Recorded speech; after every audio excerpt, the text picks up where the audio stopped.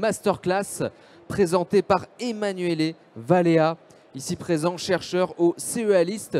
On vous souhaite une très bonne masterclass.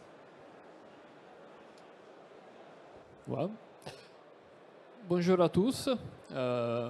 Alors, aujourd'hui, je vais présenter un projet du CEA qui s'appelle Basco, une plateforme ouverte pour la sécurité matérielle. Alors, le contexte de ce projet, c'est les objets connectés. On a de plus en plus d'objets connectés. Déjà maintenant, on a des centaines de milliards apparemment d'objets connectés là-dehors. Et beaucoup d'entre eux, ils sont impliqués dans des applications critiques comme l'automobile, la santé. Et pour cette raison, ils doivent être sécurisés et ils font face à une menace sécuritaire qui est toujours plus pressante, aussi à cause de l'essor de l'intelligence artificielle. Donc, dans cette présentation, je vais d'abord présenter quels sont les défis qu'on rencontre quand on veut concevoir des dispositifs électroniques pour les objets connectés sécurisés. Après, je vais montrer quels sont 3 ingrédients fondamentaux pour pouvoir concevoir des dispositifs sécurisés. Et après, je vais montrer un cas d'étude qui vient de la cryptographie post-quantique qui montre bien comment tous ces contraintes, on les retrouve quand on cherche de faire des implémentations matérielles d'une application comme la cryptographie post-quantique. Et après, je vais montrer comment la plateforme Basco du CEA peut aider dans cette démarche. Et après, je vais conclure.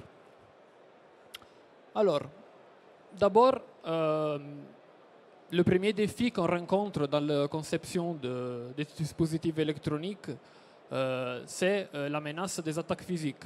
Les attaques physiques, donc, c'est des attaques qui se basent sur le fait que l'attaquant peut accéder directement aux composants, aux dispositifs électroniques. Et il y a normalement 2 typologies d'attaques. On retrouve les attaques par canaux auxiliaires.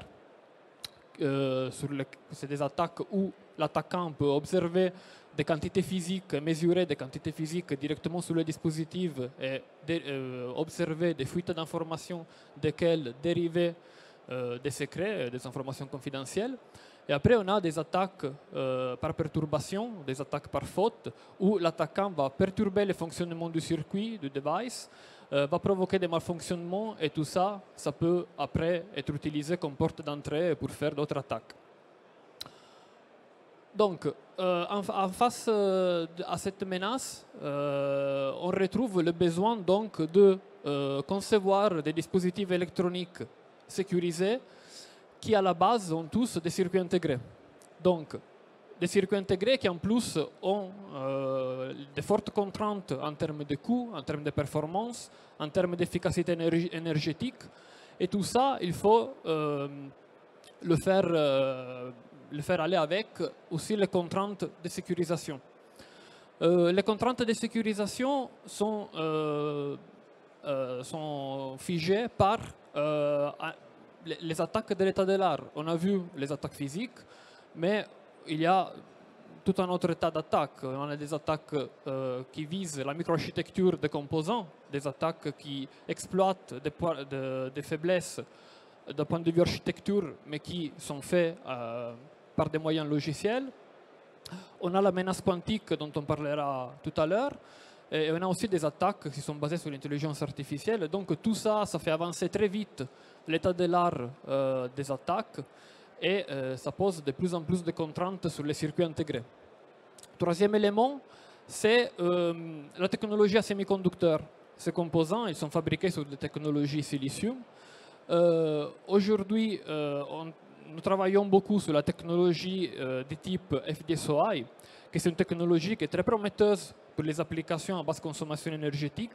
Et c'est aussi une technologie qui peut donner de la sécurisation intrinsèque et aider à implémenter certains contre-mesures pour les circuits intégrés sécurisés. Et donc, dans tous ces scénarios, on retrouve après tous les standards, les certifications qui imposent ces fortes contraintes sur les circuits intégrés, sur les devices connectés. Donc, on va voir quels sont les 3 ingrédients que j'ai décidé de, de mentionner ici sur comment on fait un système on chip sécurisé. Alors, ici, on parle de système on chip. Un système on chip, qu'est-ce que c'est? C'est un système qui est basé toujours sur un microprocesseur qui exécute du logiciel. Après, il y a toujours avec des mémoires pour stocker le code et les données. Et après, on retrouve des modules, des circuits supplémentaires qu'on appelle accélérateurs matériels, normalement, qui sont des circuits spécialisés dans accélérer certaines applications spécifiques que notre composant est censé exécuter tous les temps, en fait. Et créer des circuits spécifiques pour exécuter certaines fonctions, ça offre un gain fort en performance et aussi en consommation énergétique par rapport à exécuter la même fonction en pur logiciel. Donc, si on va regarder qu'est-ce qu'il faut faire quand on veut faire un système on chip sécurisé, il faut se concentrer surtout sur 3 éléments. Le premier, c'est sécuriser la CPU. Sécuriser la CPU contre les attaques qui exploitent les éléments de la microarchitecture pour pouvoir faire après des attaques derrière. Après, deuxième élément, c'est la génération d'aléas. Il faut une bonne génération d'aléas dans un SOC sécurisé parce que les fonctions sécuritaires, la cryptographie utilise beaucoup d'aléas. Et donc, on a besoin de générer à la fois des nombres aléatoires, des vrais nombres aléatoires à travers des TRNG, True Random Number Generator. Mais si on a besoin parfois de générer de l'aléa de type statique, ce qu'on appelle les Physical Unclonable Functions, ou PUF. Et donc, ça c'est notre caractéristique. Et après, le troisième élément, c'est des accélérateurs pour la cryptographie. Donc, un SOC sécurisé est censé exécuter tous les temps, presque tous les temps, des fonctions de déchiffrement, des primitives cryptographiques. Et donc, c'est intéressant de mettre des accélérateurs matériels qui aident à augmenter l'efficacité énergétique quand on se retrouve à exécuter ces fonctions qui prend beaucoup de temps et de place en logiciel. Alors, là, je vais du coup montrer comment la cryptographie post-quantique, ça peut être un bon exemple pour montrer tout ça. Alors, juste pour rappel, la cryptographie post-quantique, c'est un nouveau type de cryptographie qui est résistante aux attaques qui peuvent être menées par les ordinateurs quantiques.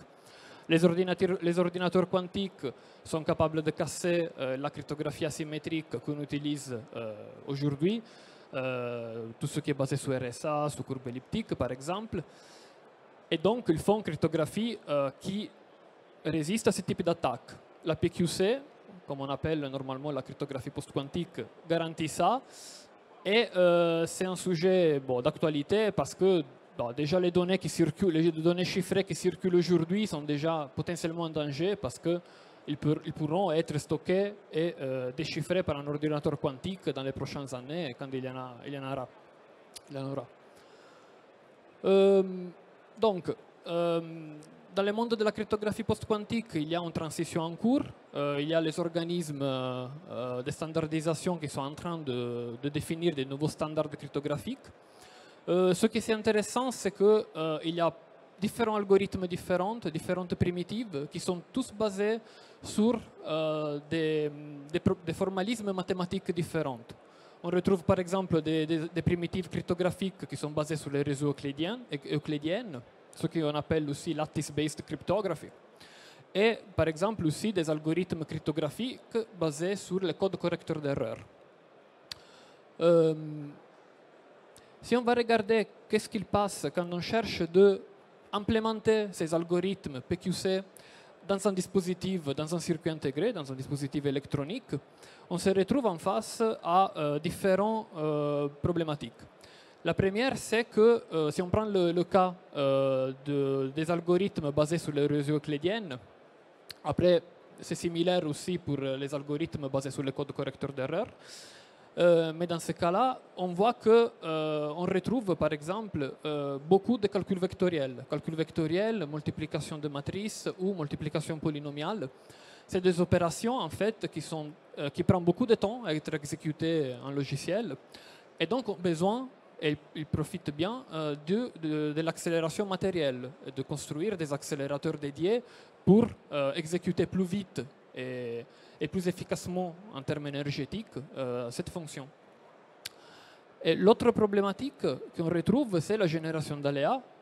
Dans ces primitives-là, on traite ces gros données vectorielles il faut les générer, et il faut les générer à travers avec des nombres aléatoires. Et ces nombres aléatoires sont normalement toujours générés avec un TRNG qui génère des seeds. Et après, à partir de ces seeds, on utilise des fonctions d'hachage pour générer des longues séquences de bytes et des données pseudo-aléatoires. Et donc, il y a aussi exécuter ces fonctions d'hachage et ces grosses quantités de données pseudo-aléatoires, c'est quelque chose qui ça représente un gros bottleneck en termes computationnels. Bon, ici, c'est juste pour voir des chiffres sur 3 algorithmes PQC, spécifiquement Kyber, Frodokem et HQC. On retrouve et on voit que ça, c'est des implémentations pure logicielles. On voit que 2/3 du temps, c'est toujours passé à exécuter des fonctions d'hachage pour générer des nombres pseudo-aléatoires. Et après, la deuxième opération la plus gourmande en termes de temps d'exécution, c'est les produits polynomiales ou les produits matriciels, donc du calcul vectoriel en gros. Et pour cette raison, faire de l'accélération matérielle et avoir un bon système de génération d'aléas, c'est fondamental. Donc, comme on a dit, la cryptographie post-quantique, j'ai montré qu'il peut bien bénéficier d'accélération matérielle, mais tout ça, il faut pouvoir le porter dans les circuits intégrés et il faut aussi pouvoir le porter sécurisé contre les attaques physiques.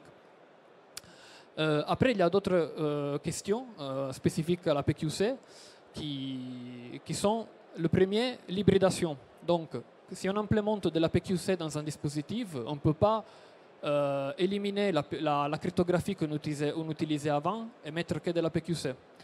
Il faut supporter les deux, la crypto pré-quantique et la crypto post-quantique. Donc, si on veut faire de l'accélération matérielle de tout ça, il faut pas un accélérateur, il faudra plusieurs accélérateurs, et donc ça rajoute du coût sur la plateforme.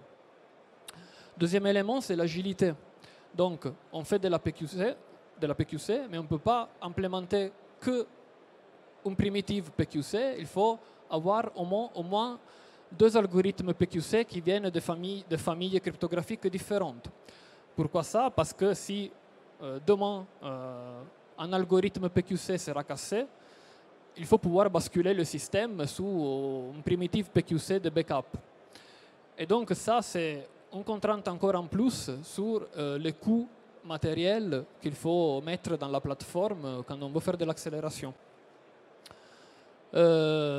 Donc, tout ça, ça motive assez bien, je pense, le fait que si on veut faire de l'implémentation matérielle de cryptographie post-quantique et faire des devices sécurisés, des circuits intégrés sécurisés qui supportent de la cryptographie post-quantique, il faut un peu tous les 3 ingrédients qu'on a vus. Il faut des accélérateurs matériels, il faut une bonne génération d'aléas et il faut bien sûr aussi toujours des CPU sécurisés pour pouvoir orchestrer correctement tout ça. Ici, je mentionnais juste quelques solutions sur lesquelles on travaille au CEA, sur l'accélération de la cryptographie post-quantique. On fait des accélérateurs de type loosely coupled, donc comme on a vu, des accélérateurs qu'on intègre dans un système on-chip pour accélérer certaines opérations critiques. On explore aussi la possibilité d'utiliser du calcul proche mémoire, donc faire le calcul vectoriel directement à l'intérieur de la mémoire pour accélérer, mais à la fois aussi réduire la consommation énergétique qui dérive des échanges de données entre la CPU et les accélérateurs. Et on regarde aussi l'utilisation du calcul approximatif, que c'est un moyen qui permet de réduire encore plus et pousser vraiment la limite la surface silicium utilisée par ces techniques d'accélération en réduisant partie de la génération d'aléas dont on a besoin dans l'implémentation de ces primitives. Bon, maintenant, je vais donc expliquer comment la plateforme Vasco peut, c'est intéressant vis-à-vis de tout ça. Donc, cette plateforme, c'est un système on chip. En gros, c'est une plateforme sur laquelle différentes équipes à l'intérieur du CEA ils vont implémenter leurs solutions de sécurité matérielle. Et donc, on retrouve, par exemple, des équipes qui travaillent sur la sécurisation des microprocesseurs, qui ont implémenté sur la dernière version de Vasco, ils ont implémenté une version sécurisée d'un processeur RISC-V et 32 bits avec contre-mesures intégrées dans la pipeline pour se protéger contre les attaques macro-architecturaux. On retrouve aussi des TRNG qui ont été implémentés avec une caractérisation complète faite directement sur la technologie cible. Et d'ailleurs, la technologie cible, c'est la technologie FD-SOI qu'on a mentionné tout à l'heure.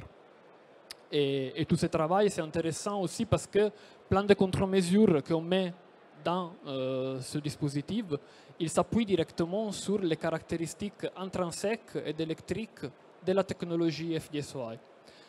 Et après, on a aussi des équipes qui travaillent sur l'accélération matérielle pour la crypto. Donc, on retrouve des accélérateurs cryptographiques.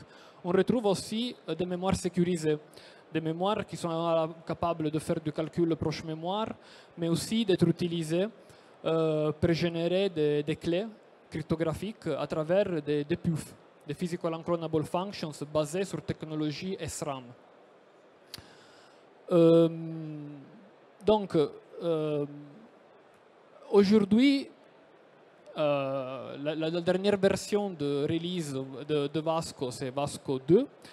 On a commencé tout ça en 2018 sur une techno qui n'était pas encore la techno FD-SOI. Et après, on a fait,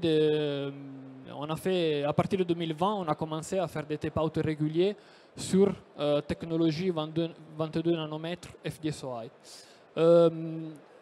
Ici, vous voyez un schématique de ce que vous pouvez trouver dans Vasco 2, mais si vous voulez voir Vasco 2 en vrai, il y a le stand du CEA juste ici, c'est le stand D30, où Vasco est là, vous pouvez voir, poser des questions et le toucher avec main. Aujourd'hui, on travaille sur la troisième version de cette plateforme qui sortira l'année prochaine. On a le tape-out en fin d'année et après l'année prochaine, on sortira les différents résultats et les caractérisations. Et après, l'idée, c'est dans les futures releases, de pouvoir d'ouvrir cette plateforme aussi à des partenaires externes qui pourront intégrer des IP, des modules cryptographiques dans cette plateforme. Et du coup, l'avantage, c'est qu'on donne déjà un environnement système on chip déjà prêt. L'équipe, le partenaire qui veut intégrer sa solution cryptographique peut rentrer dans cette plateforme. Et comme ça, assez vite, on peut avoir un assessment sécuritaire fait sur Silicium que nous, normalement, on fait à l'aide du CESTI qu'on a au CEA. Mais ça peut être fait d'autres moyens. Mais ce qui est intéressant, c'est qu'on peut faire une caractérisation sécuritaire directement sur ASIC et sur une technologie avancée comme la techno FD-SOI 22 nanomètres. Donc ici, il y a juste un aperçu des résultats qu'on a obtenus. Il y a différents projets impliqués. On a fait pas mal de publications majeures grâce à cette plateforme. Et pour finir, donc, comme on a dit, les objets connectés sont tous basés sur des devices, sur des circuits intégrés qu'il faut sécuriser. Sécuriser des circuits intégrés, c'est pas évident. Et une chose qui est très fondamentale, c'est pouvoir aller sur Silicium assez vite pour faire des caractérisations sécuritaires directement sur cible ASIC.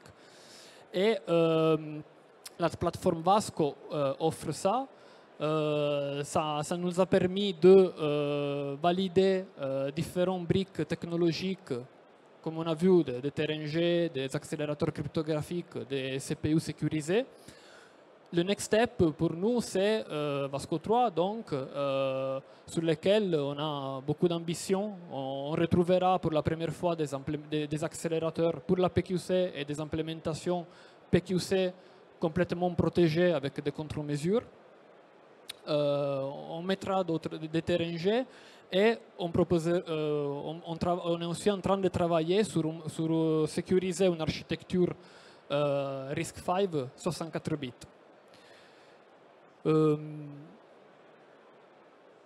Donc, c'est tout. Je suis ouvert à répondre à des questions. Ou sinon, c'est stand D30 du COA. Vous pouvez voir Vasco, André. Si vous avez des questions, on a un peu de temps. On a 5 minutes. Donc, si vous en avez, mais écoutez, je peux venir vous donner et tendre le micro à la vitesse du Bolt. Ou alors, Emmanuel, vous avez été d'une clarté absolue, telle que personne... Oui, j'entendais oui. Pas de questions? Non? Eh bien, Emmanuel Valea, merci beaucoup pour cette masterclass.